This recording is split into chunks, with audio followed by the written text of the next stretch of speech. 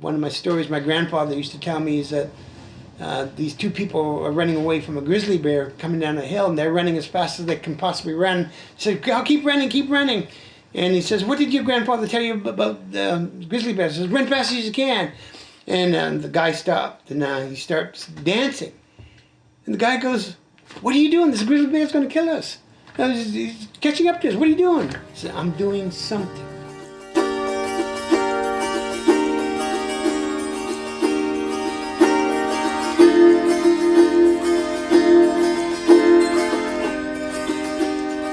Growing up with my very strict father, he was definitely the Germanic Danish type, and one of the things that he was really picky about is dusting the banisters of the staircase, which is really annoying. So making sure we got around all the rungs of the staircase all the way up and down, making sure, I mean, it was really like what you would imagine a Germanic type parent going around with the white, glove and checking all the baseboards and whatnot. It really was like that. But as I got older and as I got into metalsmithing and learning how to polish and pay attention to every single detail and the finish of it, I started thinking about those frickin' staircase rungs. Maybe you did teach me a thing or two there. I was sneaking home a sculpture that I had done. And I was sneaking it into the house. My mother says, "What do you have there?" I said, "Nah, it's nothing." And I said, my mother was pretty strong, in a lot of ways.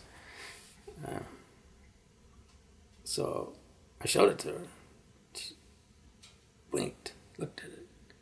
She started crying, and then she hit me.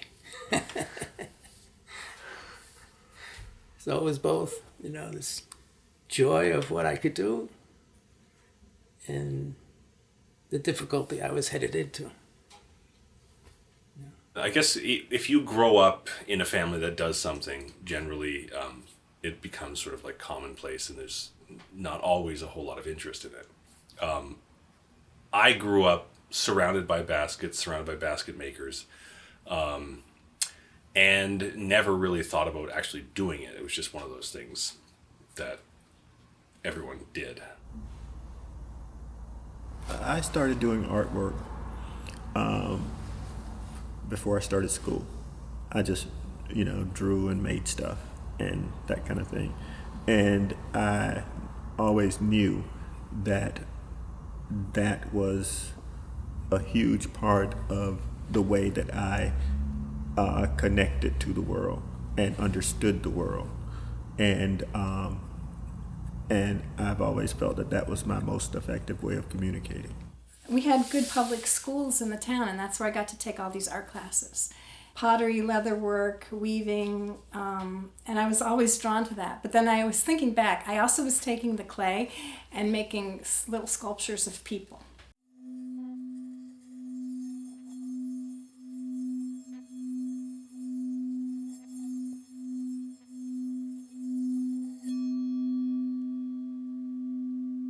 Art has been my way of, I think, surviving and staying sane. I think for me, it's been my way of navigating an often confusing world as a child.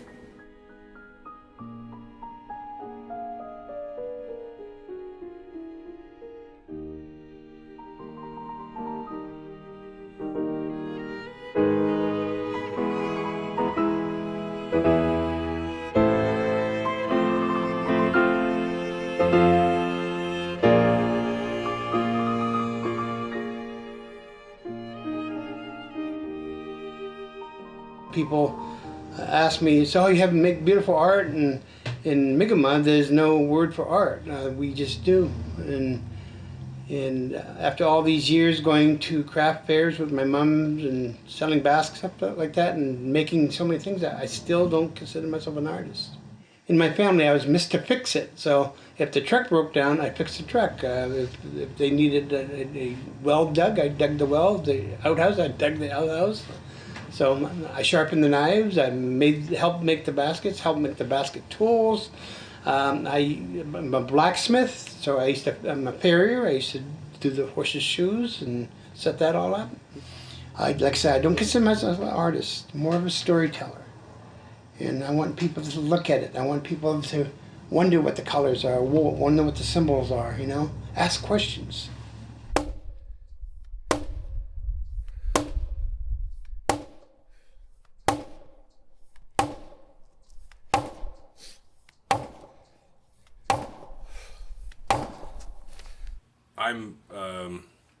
I say 13th generation. It goes back way before European contact in my family and in most Wabanaki families.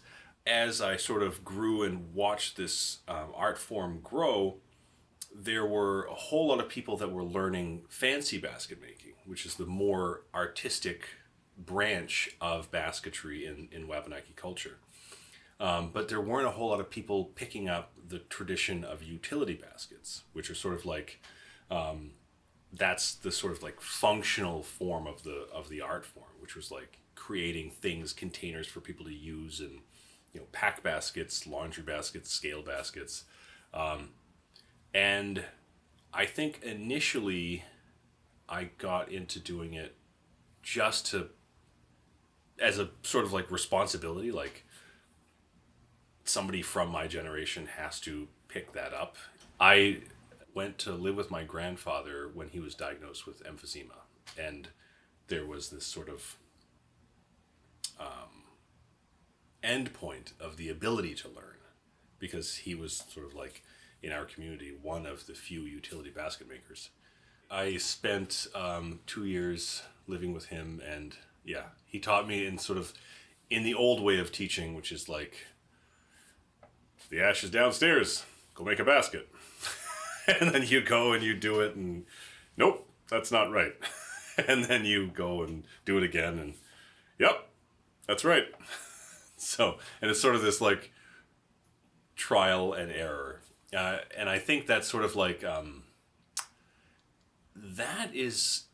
it's not a strictly indigenous way of teaching, but it allows lessons to be embedded deeper, I think. If you're just shown how to do something, and it's done for you, and then you sort of like, you learn it, and over time you get that sort of like functionality about it. But if you sort of like learn by fumbling, you learn how it's best for you to do it. If that makes sense. You're not just repeating somebody else's form of something. And that's always something that he had said when he was teaching me, was he can show me how to make a basket, but I have to learn how I make a basket. I can't verbalize what the indigenous knowledge is, but it's something that's a muscle memory. What I want to channel, what I really want to channel is my ancestors. I really want to speak for them. I want them to know that I know they exist, that I know of their existence, and I want them to know that they have projected out into the future, their being. So I try to do that in my work. I don't know that it happens or whatever, and I don't know what that in reality, I don't know what that looks like, but I know what I just know how I imagine it, and I try to incorporate something of that in just about everything that I do, so that so hopefully by the time I'm done with my work, and when I say done with my work, by the time I join the ancestors, I will have contributed something, that has something that is older than I am, and something that can project into the future possibly.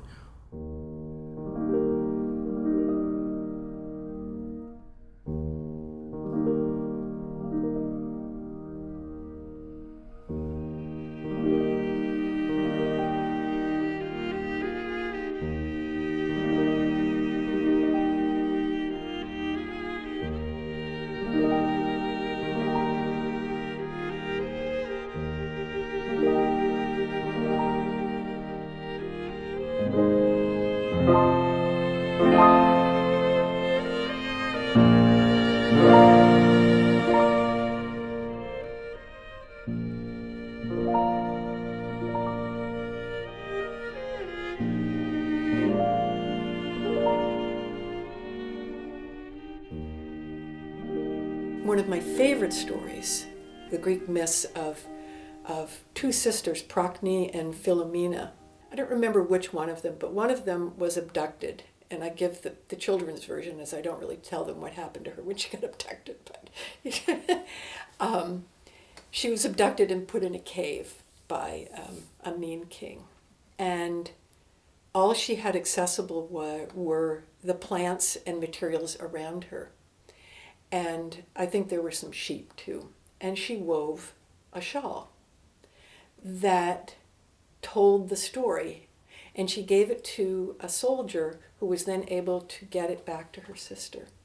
And her sister looked at the shawl and was able to tell where her sister was and what happened to her, and went and rescued her. And it's fascinating how the weaving is a language. The materials are language. The organic materials that I use reflect metamorphosis and change, which I would say is at the core of the narrative that I've been using for the last 11 or 12 years.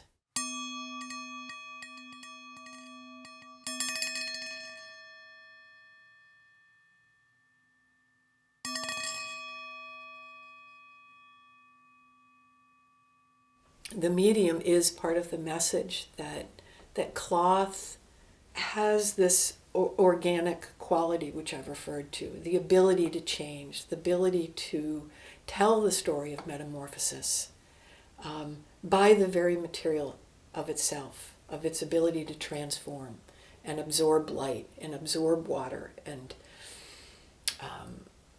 its ability to transform is part of the message. It's like the very first time I made a basket, just at touching the ash and working with it, my hands automatically knew what to do. It was like experiencing cellular memory. Like, wow, there's something that's inherent within this material that resonates very strongly with who I am as a person. I tried stone, I tried carving, but again, I don't know why my figures needed to be done in clay, on an armature, or wax, because there's a certain tensile strength with wax. And then for the clay and plaster, I have to cast in bronze, because just the figures won't stand up. If they're in stone or something, they'd shatter. Wood wasn't working, and I didn't really know what they were or why they were emerging. I guess they were like angels, but I also saw them as these beings that were travelers and maybe sort of in liminal spaces, but it took me a long time before I could even verbalize that. This all came after, like I didn't have any verbiage for this. And that I was very inspired by Greek archaic and early classical and Egyptian. And I loved the contour lines of all of these things. And I loved that they were figures, but they were stylized figures. So it wasn't like taking and trying to copy anatomy. Those cultures had their own purposes, of course, for those sculptures. But yeah, I just thought, for me, that refined contour line that you can follow, you know, and you've got the 3D sculpture, right? And you can follow these gorgeous lines and forms.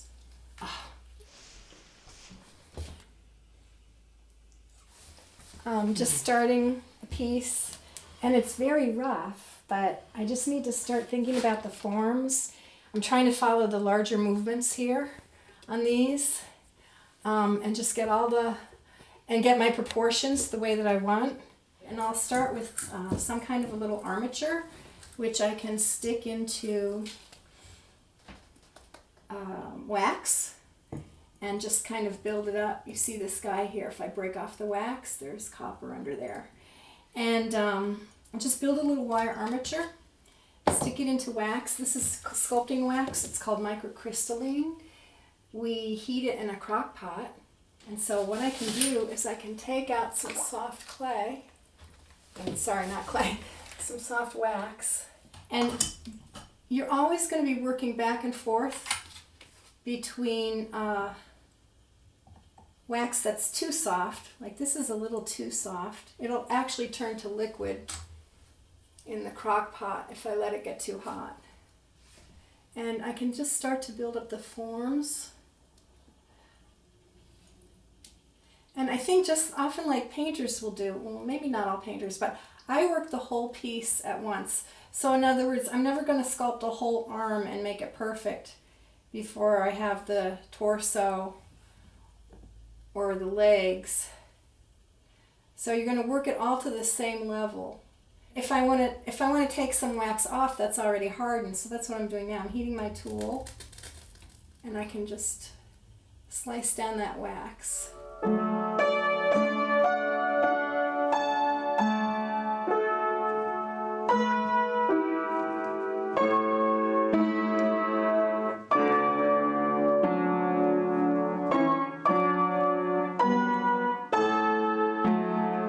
think at an early age I was attracted to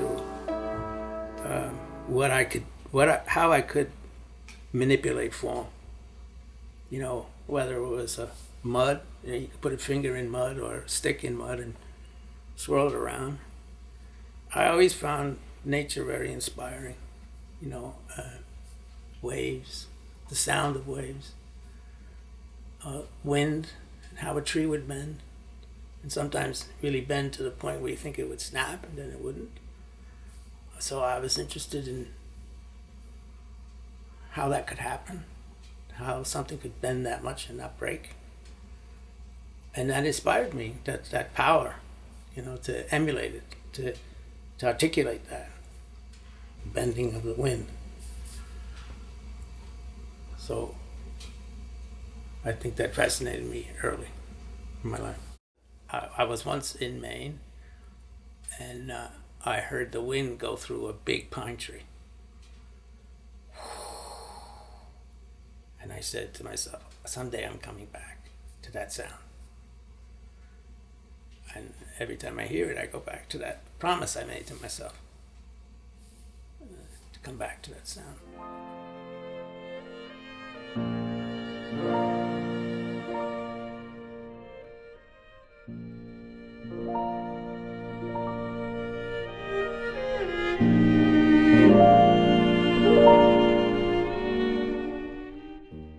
Part of the storytelling is through sound to make a joyful noise. It doesn't even have to be music. Music is, remember, it's a language, a different language.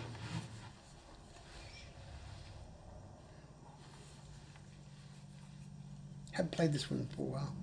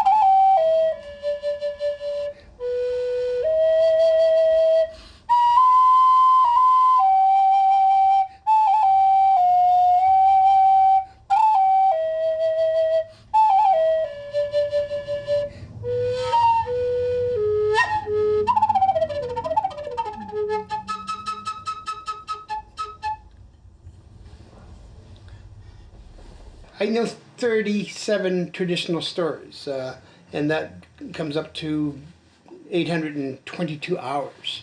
So and most of my drawings are from those stories. And just recently, I just got back into painting. I'm painting traditional stories that I learned from my grandparents and my elders, and I've been putting that on paper. And when I first started, I did not think it would take, because my drawings are different than, when you think of native drawings, you think of deer, all the different things. I don't draw that. A lot of my drawings are math related. You look at Native American stories, they talk about eagles, bears, all the different things, and it seems right to us. But if you look back into our history and to try to match up what you know about natives right now and what you think what natives are, they don't match up. So there's something wrong there. It's like the Three Bears, Goldilocks and everything else. It talked about the government at the time, all the different things that was going on. So people think, oh, that's a cute little story, the Three Bears and Goldilocks. And nobody's really talked about that and tell you what that's really about. But if you really research it, it's pretty bizarre and crazy at the same time. But they made it into a fairy tale. So my stories are not fairy tales. They're part of the truth at the same time. But you have to really think and look at these stories, because they're not like a traditional story about the natives of going out hunting and fishing. And there's nothing wrong with the stories. And there's thousands of stories when you think of native. But you don't think of pie, what the equation of pie is, right? They're just realizing now that most of these traditional people, that they knew mathematics, they knew geometry, they knew all the other things, and they put it into their art, and they put it in their stories, they lived it. But as a storyteller, that I'm just trying to give another perspective on the native look on the world. If you look at us, we look back. And it's not what it seems. The media in Hollywood has changed the natives to make them look like something else that they weren't. We see multiple worlds at all the time. I'm talking about African Americans see multiple worlds at once. Everything they look at, they have.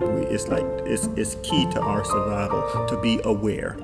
That is one of the reasons why I always make that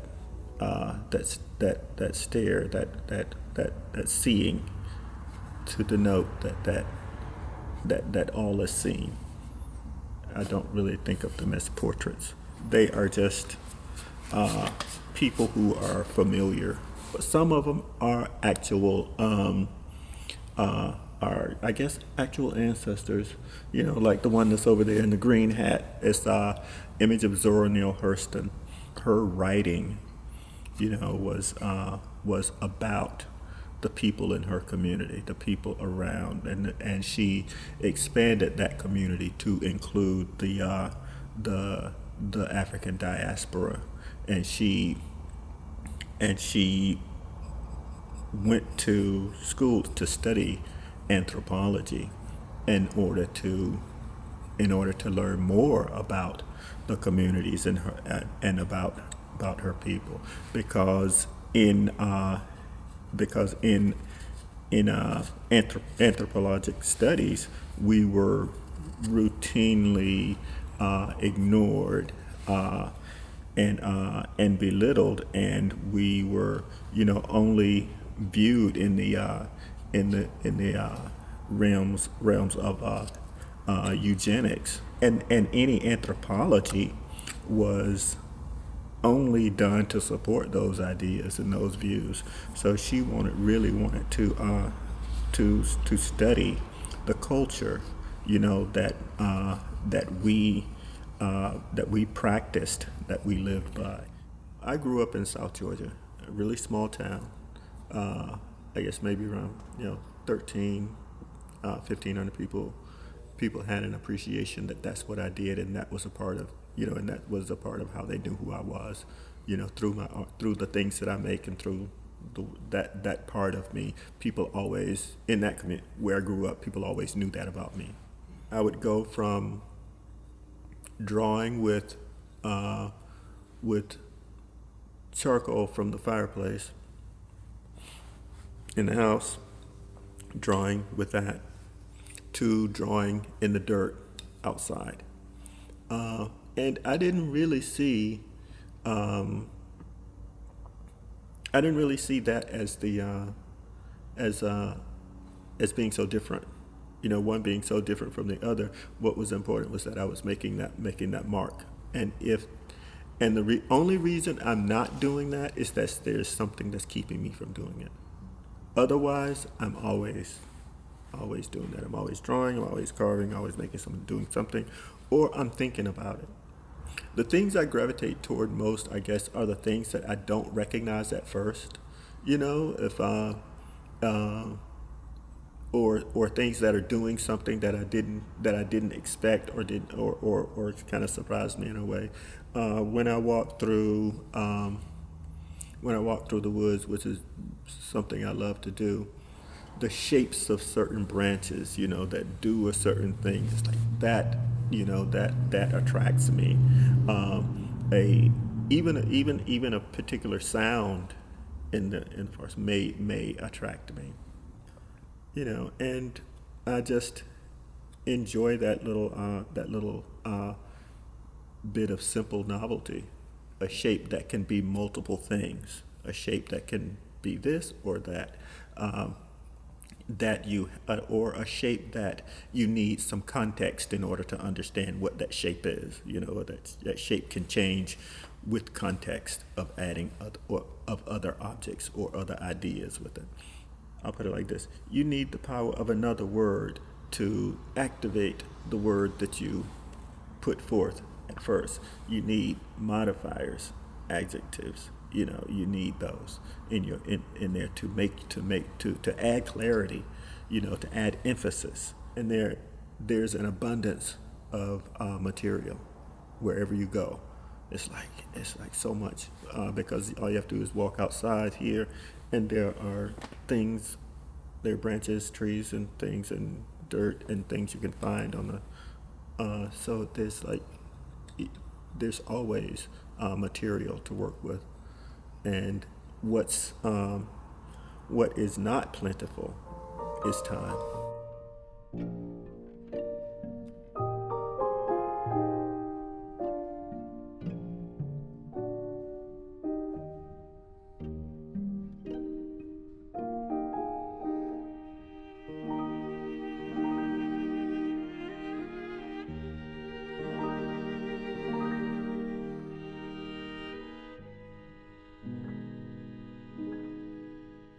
I spend a lot of time in my brain, usually right before I go to sleep. Every night, if I'm working on a piece, I'm making it in my head. From every single technique to how it's going to come together, right down to how I'm going to finish it, what tools, what materials am I going to need. Because once I get to the bench, I don't want anything to stop me from start to finish if I want to make it in a sitting. And then as soon as I get to the bench, it's already created in my head. I've already ordered all the materials I need, and it's like a frenzy. Like I just need to finish it now. I need to create it, but I need to finish it in its reality, in its real form. For this piece, I was creating it for a metals collective show called Resonance that we had at Blue, the music club Blue here in town, Portland. And we were all to create a piece based on music. It's made out of reindeer hide, ash wood, and you can see the back. That if this was, a large drum, you would hold it right here with this stick. And then the rest of the materials this is woven Norwegian fjord horsehair. And then the rest of the pieces, hand-woven fine silver in a sort of Viking style. I really enjoy creating every single element of my pieces. I don't like buying anything for them. I feel like if I'm going to create this whole piece, I should be making the clasp, I should be making the chain, I mean, nobody ever should have to do all of those things, but I feel like in order for it to be a truly authentic piece and original piece, that's kind of my creed right now in my work. In the last 5-7 years, I've really been intrigued by Viking history and Norse mythology, more because I feel like there's a certain nature that is inside of me that comes from my father, and maybe it's that strength and wanting excellence and conquering everything that you're doing. And he actually was on the set of the first Vikings movie about Ragnar Lothbrok, the 1958 The Vikings with Tony Curtis and Kirk Douglas. He was actually the interpreter on the set of that movie. And you can see a couple of little scenes of him actually in the movie, which is very awesome. He looks so strong, and he was having so much fun. Norse mythology is very it's very brutal. It's very funny. I'm trying to relearn my own ideas of what the Vikings were and understand what we actually know about them, and in turn using materials that they may have used in their own works that were available to them is intriguing to me, which in turn allows me to learn something new. So right now I was able to acquire Norwegian fjord horsehair and bone from the wonderful horse farm Wonder Fjords in Wisconsin. They were very supportive in my needing to acquire these materials. They sent me 38 pounds of horse bones, which is very kind of them, and odd, I know, it sounds very odd. But they're massive. I mean, look how big these things are. I still process the tree the way that generations of Wabanaki before me had done. I then process it a little bit further to then refine these materials so that you can create these more delicate things. But this material is just as strong and as versatile as when they were making them so that you could put a dead animal in it. The whole entire process is literally disintegrating the way that it was integrated in nature. Does that make sense? So, and that is essentially like what traditional indigenous ecological knowledge is like figuring out how to create the strongest, best thing in concert with nature, not forcing something to do what you want it to do, right? And that's part of that whole sort of like conversation we have with the environment is like, it's not like bending nature to your will, it's finding a way to work with nature to create something. Because like baskets, it's essentially the same fibers that make the tree strong, make the basket strong. We're just rearranging them. During the sort of like rusticator era when Wabanaki were coming into contact with these like sort of European socialites that were looking for something fanciful and like, you know, creative, they met that desire through the market. And so you see these baskets that are like strawberries and just these really whimsical creations that were designed to meet a market need at the time. And it is this sort of like expression of like sense of humor, just like really, really interesting things. I have done a fair amount of traveling, some of it on fellowships and some of it self-funded, and it really opened my eyes to the beauty of textiles as a non-verbal language, of a way for me to communicate with many different cultures around the world through the medium of textiles. By non-verbally explaining that I understood what they were doing at the loom, you know, with a woman in India, it creates a bond, a sisterhood. I'm not just some person kind of just observing them, that I really understand, you know, it's a common language thing.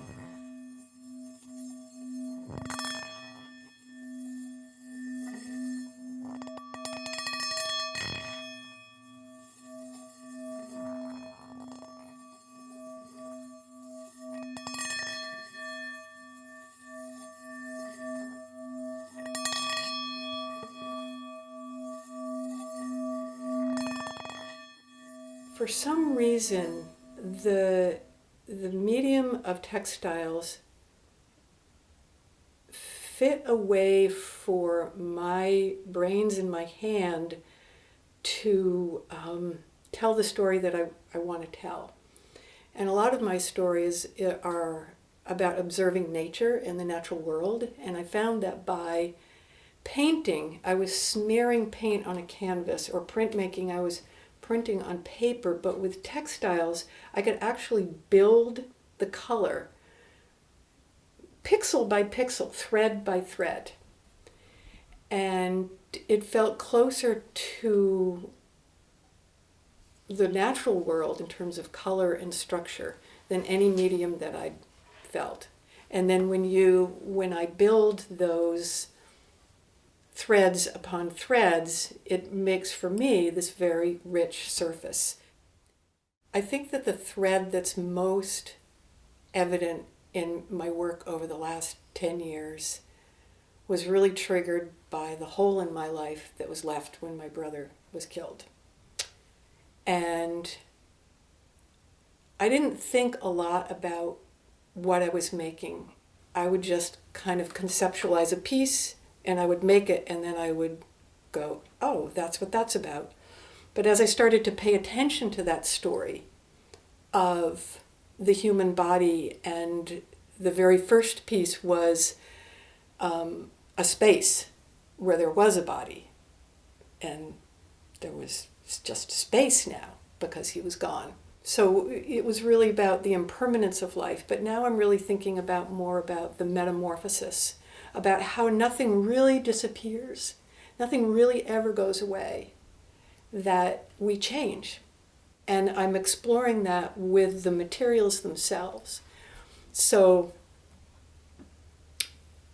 as I age, my body is not the same. I'm changing. And so why, for years I used to frame my artwork. So there are some framed pieces on the wall here. And that was to protect them so that they wouldn't age, so that they wouldn't fade or absorb light or absorb humidity or dust.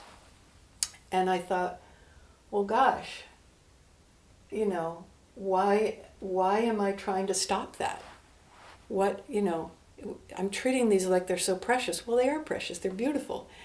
Why not let them be open and exposed? So it's okay to let go of something precious because nothing lasts forever. You're probably aware of the Buddhist monk who makes the sand mandalas. And they make them, and they're intricate, and they're beautiful. And then they sweep them up, and they take them to the river, and they let them go. And they do this over and over again. And I remember asking a group of probably first or second graders, I always was asking them, why do you think they do this? I'll never forget this little girl raised her hand and she said, I think they're trying to learn to say goodbye to something that they love. And I think perhaps maybe that's what I do when I make my work and let it go.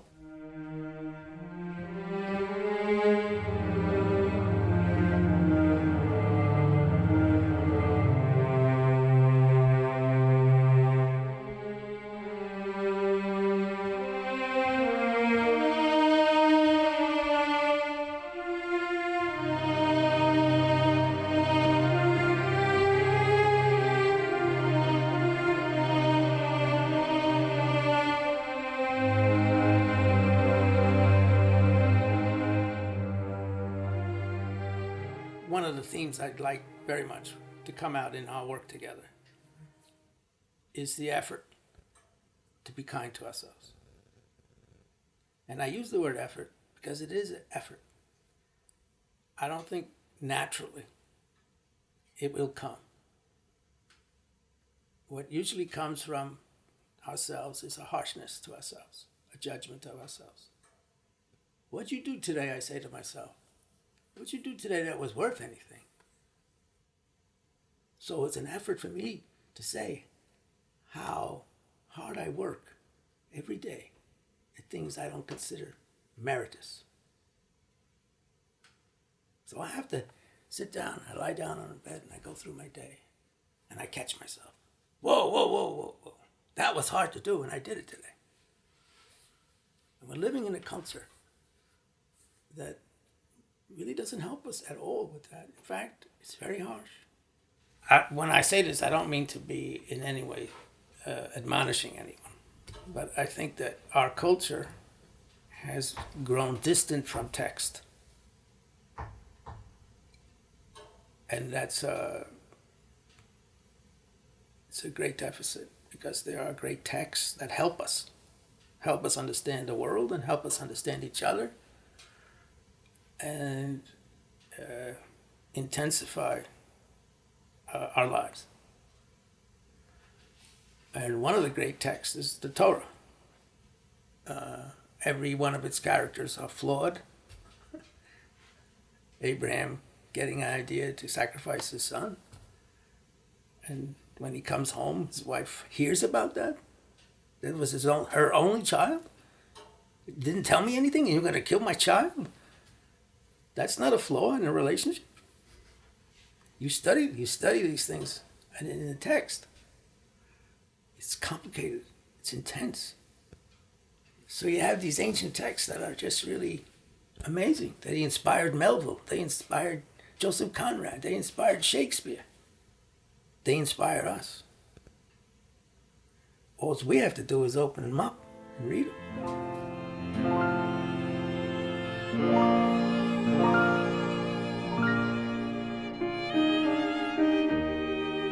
My advice to a young artist might sound really dated and antiquated in a way, because I believe that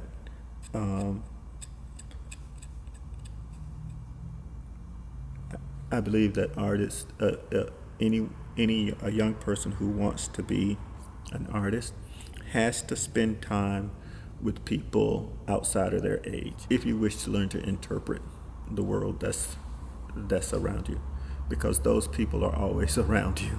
You know, those people are there. You can't, and if you ignore them, your view of the world is going to be flawed. You know, if you cannot communicate with them, your view of the world is going to be, your communication is going to be flawed. I feel like I was lucky in that I had people in my life who were of those varying generations, and they have helped me be able to understand the things that I want to do with my artwork. You know. Leaving high school, I was going to go with some friends, get a hippie van, travel around, and my dad was like, no. No, he was a smart man, so he's like, you do 2 years of college, you need to find a better focus for yourself. So I went to junior college. I got a really good education in early childhood development, and I got, the associate's degree in early childhood, and that served me really well, because the way that I was able to support myself all these years being an artist was to be a teacher. And I love teaching. Love it. And it was a nice fusion for me. So after the junior college and doing a couple of internships with their program, my father being smart, I found what I wanted to do. So then I transferred to American University in Washington, D.C. The school had a strong reputation, and when I came, everyone in the country was doing welding and sculpture and non-objective and abstract, and that was great. But so late 70s, early 80s, I really wanted to work with the figure. I don't know why, and so AU was one of like 3 East Coast colleges that were still using traditional methods with using the figure. And so I got to study under Mark Oxman both for my undergrad and then my graduate school. And he was phenomenal. He had been trained in Britain, and he was just so good because he taught us form. So it didn't matter if we were looking at a human or a rock or a lizard or a plant. It was all about the form, right? And The studio is very basic. We just used clay, wax, hydrocal. Nothing fancy was at AU at that time. But, and then I had great etching, printmaker, Lee Newman, and some amazing painting and drawing teachers. So I got my teaching degree, got some teaching jobs in the area, but I kept going back to AU because as an alumni I could use the studio. So that kind of did hurt the dating life, because on Friday night it's like, well, it's 10:30, I have to go home now, and friends would be like, why? Well, I get to use the studio tomorrow morning, it's Saturday, So I would be, again, different, because I just had to follow the art thing. Like Saturday morning studio was more important than Friday night at the bar, right? So I worked and I built up my portfolio so that I could apply to grad school. And AU offered me fellowship and scholarship. I always like to tell people it's not about getting the degree. I tell this to my students. Being a student allowed me time, right? Because you can declare like your taxes, your living situation, none of that matters. You can eat spaghetti and rice for 3 years. It doesn't matter, right? Because your focus is on what you're studying, your art, whatever your major is. And so being able to go back and get a master's degree wasn't for an MFA necessarily, but it gave me the time to just like live in the studio. I mean, I'd come home after a 12 or 15 hour day and just like stand at the door of my apartment and strip the plaster covered clothes off me, and go right into the shower. But it was great. It was great. I've taught everything from preschool to college. So my older students, I'd say, it's not about counting the minutes. It's about just being there in this big open space of emptiness, and then it will get filled up. And they look at you like, come on, just let me put my earbuds in, please. Come on, please. I just want to listen to my music while I'm doing this. I'm like, no, you can't. And that's how I was trained. It's like, let your brain quiet. Take the earbuds out, although earbuds didn't exist when I was in school, and just like, bring it down, because the silence, it's like this big space, and it eventually fills up, because as artists, as we enter that flow state, that's when you're doing the work or the creating. But sometimes when we're sitting in our office, sitting in the room, we're looking by, he says, I shouldn't be sitting, I should be looking at this world, seeing what I can do.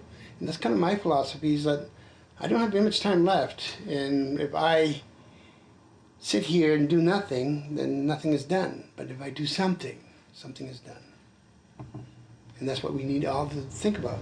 What is that something that you do? We want a purpose here in our life, and we live our lives supposedly with a purpose, and we want a purpose. What you do, that our lives don't mean nothing. When it ends, it ends.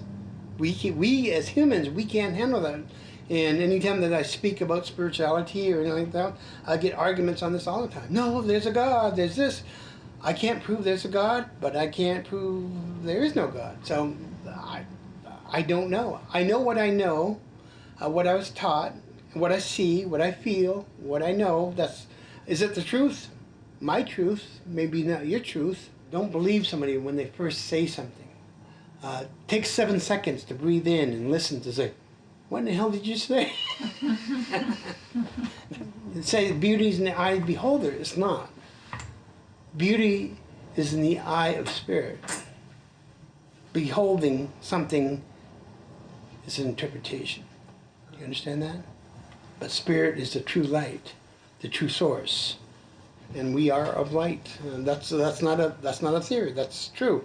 And the only thing that can ever explain what spirit is of light. A light that's smaller than small. Yeah. People want something beautiful, something representative.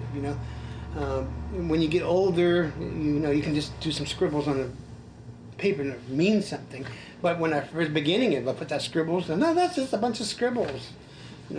I've been out here for a little bit, so my name has a little bit of to that, and people want my art. Do they want my art, or do they want the representation of what that art means? And that's the hard thing to explain, because I can't explain most of my stuff because it's done from spirit.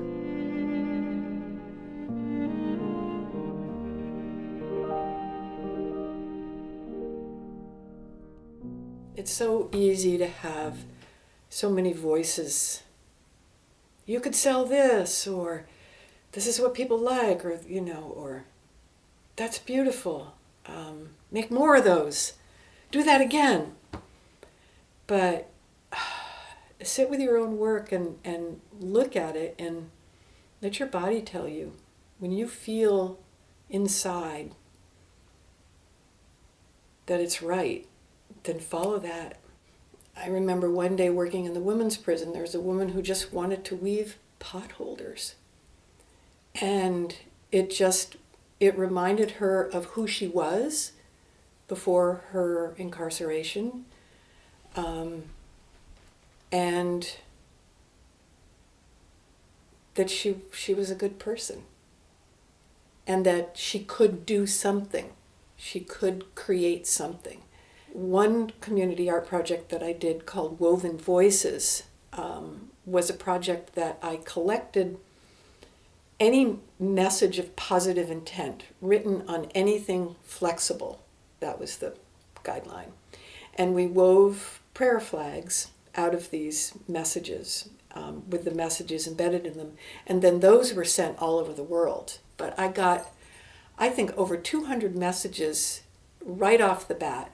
And they were beautiful. I even had a calligraphy class, these beautiful calligraphy ones. And then from school children. And a guy who was a soldier in Iraq tore up a pillowcase and had Iraqi citizens write on it. And I thought, I can't just cut these up and weave them into a prayer flag. So I then proceeded to read every single one of those messages out loud in Market Square over a period of 2 years. And sometimes it was just me standing there and reading them. But every single message was given voice. And then I had about 25 community volunteers that came on a rotating basis. And I had a bunch of little looms in here, and I taught them all how to weave. So I didn't weave all the flags. So they wove the prayer flags, and then someone else cut them up and sewed them. I had another volunteer that cut them up and sewed them. And then the deal was that if you sent a message, you got some prayer flags back, and then the rest of them we just kind of hung in random places. In a way, I had intuitively tapped into this universal longing. And it taught me that if I can do that and use that as the centerpiece to an art project, then it will have meaning for other people.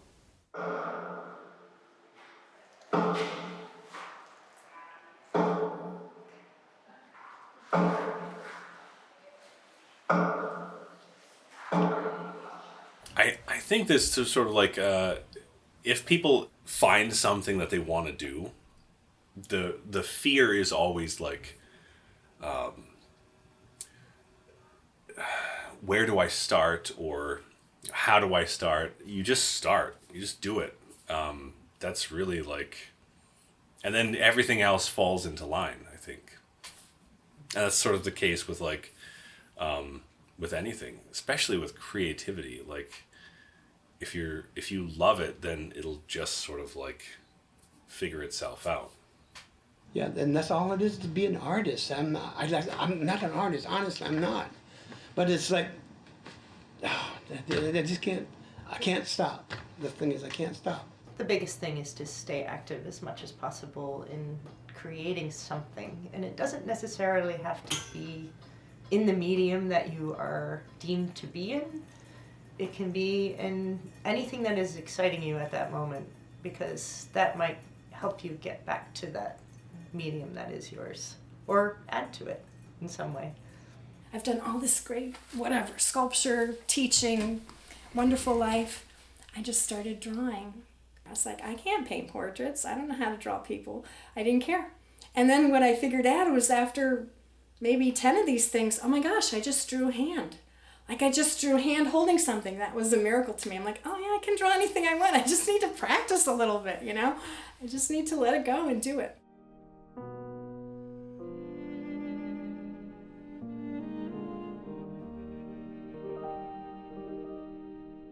if we keep going back to our breath, start with kindness all over again. I got it. I'm kind. I lost it. I'm back. Read. I'm back. Be present. Be real. Be in yourself at this particular moment. Oh yeah, I have a roof over my head. It's freezing outside and I'm warm. I have a bathroom. I have running water. And not only that, I have hot and cold water. Oh my God. I should be grateful. Oh yeah. Not down. Elated that I have all this stuff. So you go back to your breath. Go back to your breath.